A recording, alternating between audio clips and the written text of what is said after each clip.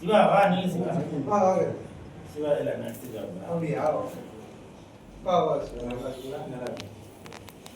Sathya. Okay.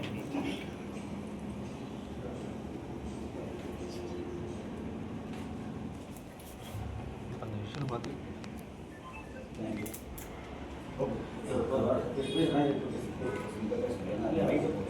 கொஞ்சம் முன்னாடி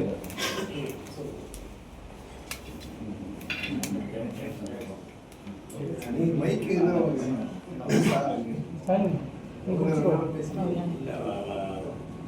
உனக்கு தெரியாது இல்ல, எந்த இடத்துக்கு போனாலும் நான் பாடு சரளமா பேசுவேன். ஆனா நீ நிக்கிற இடத்துல அது பேச முடியாது, உனக்கே தெரியும். ஏன்னா இது சந்தானத்தோட கோட்டை, அங்க பண்ணக்கூடாது சேட்டை. கை தட்டுவாங்களே. பாத்தீங்களா, இதுக்குதான் நண்பன் வேணும்ன்றது. சில பேர் வந்து நான் நிறைய ஆடியோ ரிலீஸ் போகும்போது கை தட்டாதீங்க கை தட்டாதீங்க, சில பேர் காண்டாவாங்க. பாரு கை தட்டுங்க அப்படின்னு சொல்லி, இதுதாங்க முக்கியம். உண்மையிலேயே சொல்றேன் சந்தானம், என்னோட அழகுக்கு என்ன காரணம் தெரியும்.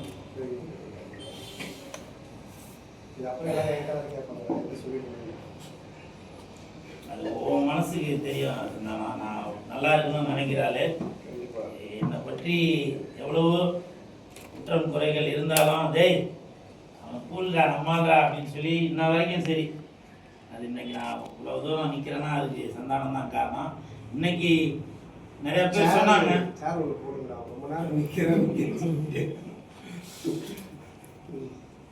இன்னைக்கு நிறைய பேர் சொன்னாங்க இந்த மாதிரி உங்களோட உள்ளே செல்லாதீர்கள் அந்த படத்திற்கு ஃபர்ஸ்ட் லுக் ரிலீஸ் பண்ணுறதுக்கு கூல் சுரேஷே ஒரு பிரபலமான ஆள் தான். அவரே நிறையா படத்துக்கு பப்ளிசிட்டி பண்ணிட்டு இருக்காரு. எதுக்கு சந்தானம் சொல்லல, நீ பண்ணுறன்னு தெரியாது அப்படின்னு சொல்லி என்கிட்ட சொன்னாங்க. யார் நீங்களே பண்ணிடுறீங்களா ப்ரெஸ்க்கு நிறைய பேர் கேட்டாங்க. இப்போ நான் சொன்னேன் அது ஒரு சஸ்பென்ஸுங்க அப்படின்னு சொன்னேன். அதுக்கு காரணம் என் தாய் தந்தைக்கு பிறகு நான் நல்லா இருக்கணும்னு நினைக்கிறாரு சந்தானம்.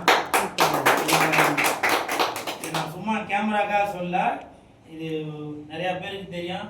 சில சமயம் நான் வேற யாருக்குன்னா சப்போர்ட் பண்ணா கூட அப்போ சந்தானம் பேரை மென்ஷன் பண்ணுவாங்க, ஏய் நீ சந்தானத்தோட ஆளாய்ச்சாப்பா அப்படின்னு சொல்லுவாங்க. அது அந்த வீடியோ பார்த்தவங்களுக்கு சந்தானத்தோட நலம் விரும்பி அப்படின்றது எல்லாருக்குமே தெரியும்.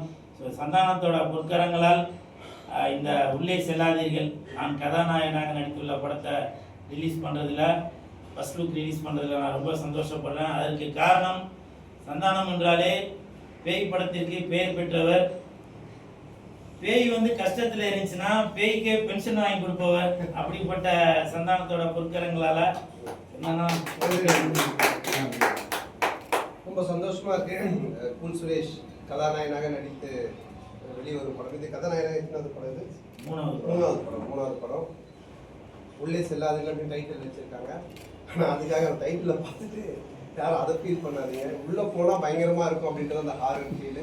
ஸோ டாக்டர் இளையராஜா அவங்க வந்து ஃபர்ஸ்ட் டைம் கிளாஸ்லாம் பண்ணியிருக்காங்க. அந்த ப்ரொடியூசர் முத்து மனோகர் முதல் தடவை படம் ப்ரொடியூஸ் பண்ணியிருக்காங்க. ஸோ எல்லாரும் சப்போர்ட் பண்ணுங்கள். கூல் சுரேஷை பார்த்து நான் சொல்கிறது என்னென்னா, நாங்கள் 2 பேரும் காதல் அழிவதில்லை அந்த படத்தில் இருந்து ஒன்றா ஜூனியர் ஆர்டிஸ்டாக போயிட்டு செலெக்ஷன் ஆகி டிஆர்எஸ் ஆகிட்டு அதுலேருந்து அப்படியே டெவலப் ஆகி கஷ்டப்பட்டு வந்த ஒரு ட்ராவல் எங்களுக்கு நண்பர்களாக. ஸோ நிறைய பேர் இப்போவே ஒரு டைம் ட்ரை பண்ணிவிட்டு கிடைக்கல, இல்லை வந்துட்டு சரியாக முடியல அப்படிங்கும்போது வந்து மனசு உடஞ்சு போய் ஸ்ட்ரெஸ் ஆகிறேன், ஃப்ரஸ்ட்ரேஷன் ஆகிறேன், ஒரு மாதிரி சைக்காலஜி ப்ராப்ளம் வருதுலாம் சொல்கிறாங்க. யங்ஸ்டர்ஸ் நிறைய பேர் பசங்கள்லாம் நம்ம பார்க்குறோம். ஆனால் அந்த அப்பத்துலேருந்து இன்னைக்கு வரைக்கும் எனக்கு தெரிஞ்சு கிட்டத்தட்ட 20 வருஷமாக போராடி எவ்வளோ பேர் என்னென்னவோ சொல்லி கலாச்சாரம் கிண்டல் பண்ணாலும் அதெல்லாம் தாண்டி தன்னோட தன்னம்பிக்கையினால தன்னுடைய உறுதியான ஒரு மனசுனால வந்து இன்னைக்கு கதாநாயகனாக கூல் சுரேஷ் இருக்கிறாங்கன்னா அந்த பார்த்து நம்ம கண்டிப்பாக பார்க்கணும். எல்லாருமே கொஞ்சம் இப்போ நான் இருக்கிற நிறைய பேருக்கு சொல்கிறது. ஸோ யார் ஒன்றாலும் என்ன வேணாலும் பேசிட்டு போட்டோம், சொல்லட்டும், யார் வேணாலும் என்ன வேணாலும் பேசிக்கிறோம். பட் நம்ம என்ன நினச்சோமோ அதை நோக்கி நம்ம போகிற வரைக்கும் நம்மளுடைய பாதையில் ரொம்ப உறுதியாக இருக்கணும் அப்படின்றது கூல் சுரேஷுக்கு எனக்கு பிடிச்ச ஒரு விஷயம். நானே சில டைம் கொஞ்சம் ஜெர்க்காக இது வேணுமா பண்ணலாமா அப்படின்னாங்க.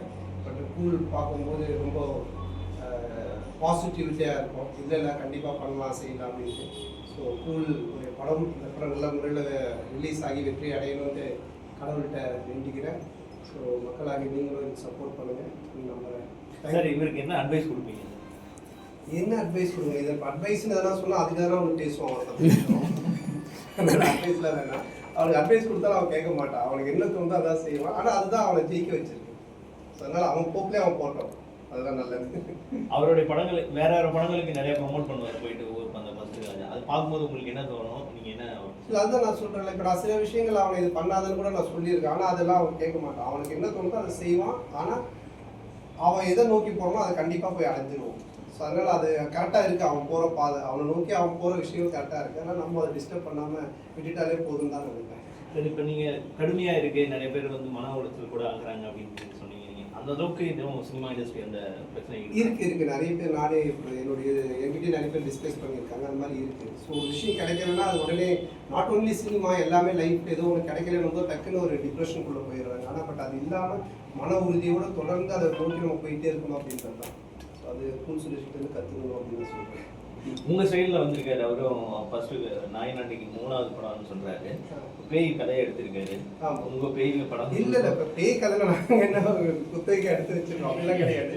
அது யூனிவர்சல் சப்ஜெக்ட். ரெண்டாவது அது பண்ணும்போது ஒரு மினிமம் கேரக்டர். கண்டிப்பாக ஒரு பேய் படம் போது எந்த ஆடியன்ஸாக இருந்தாலும் உள்ள வருவாங்க. பொதுவாக குழந்தைங்க ரொம்ப இன்ட்ரெஸ்டிங்காக வருவாங்க. ஸோ அதனால அது ஒரு நல்ல ஐடியா தான். அதெல்லாம் யோசிச்சுலாம் முடிவு எடுத்துருக்கோம். யோசிக்காமலாம் எதுவும் பண்ண மாட்டோம். இவர் லேட்டாக ஜெயிக்கிறாரு, இல்லை இன்னும் வேற இடத்துக்கு போயிருக்கலாம் அப்படின்னு நீங்கள் நினைக்கிறீங்களா? ஏன்னா 20 வருஷம் கஷ்டப்பட்டுருக்காருன்னு சொன்னீங்க. காதல் அழிவதில்லையில இருந்து பார்க்குறேன் அப்படின்னு சொன்னீங்க.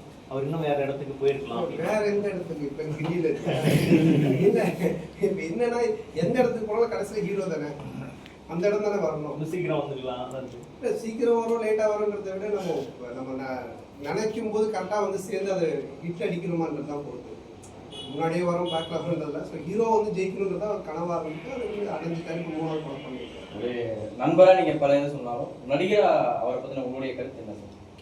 நடிகராக வந்துட்டு அவன் டிஆர் சார் வந்துட்டு ஃபஸ்ட்டு ஆடிஷன் நடத்தினாங்க. அப்போ நான் போயிருந்தேன். அப்போ தபேலா வாசிக்கிற மாதிரி ஒரு சீன் சொன்னார். நான் நடித்த எனக்கு திட்டினார், என்னடா நடிக்கிறாங்க இவனை வாசிக்க சொன்னார். தபேலா மிருதங்கம், கரெக்ட், மிருதங்கம் வாசிக்கிற மாதிரி ஒன்று சொன்னார். அது கொஞ்சம் பண்ணிக்கிட்டேன். மிருதங்கம் வாசித்தான். டிஆர் சார் இருந்திருக்காரு. 20 வருஷம் ஆகுது, இன்னமும் அதை ஞாபகம் வச்சுருக்கேன்.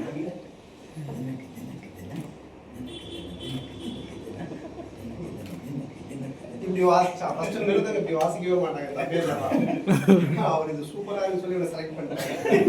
அப்போ நான் முடிவு பண்ணிட்டு இவன் நடிப்பை பற்றி நம்ம எதுவும் குறை சொல்லக்கூடாது, அது மக்களே பார்த்துட்டு சொல்லி. ஸோ எல்லாரும் ரொம்ப சந்தோஷம், நன்றி. ஓகேங்களா, சப்போர்ட் பண்ணுங்க. இந்த மீடியா ஊடக நண்பர்களும் பத்திரிகை நண்பர்கள் நீங்களும் சப்போர்ட் பண்ணணும். ஓகேவா, சப்போர்ட் பண்ணுங்க. தேங்க்யூ. தேங்க்யூ. ஓகே, சரி. சரி.